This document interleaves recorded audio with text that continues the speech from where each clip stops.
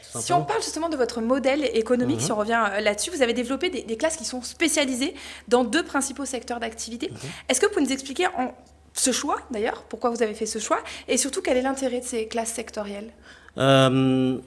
La première chose vraiment qui nous a motivés à la réflexion de ces classes sectorielles, c'était de travailler avec des secteurs qui ont cette volonté justement d'accompagner. Vous parliez tout à l'heure d'apprentissage.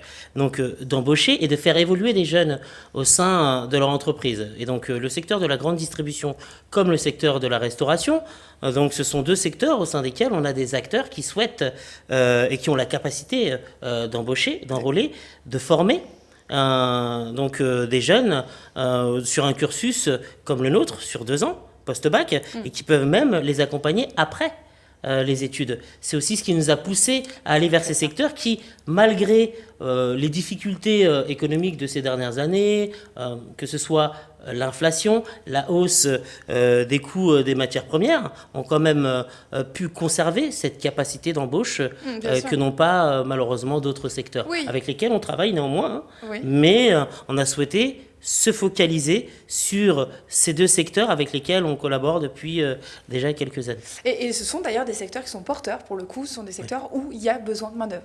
Donc ça match, si je Exactement.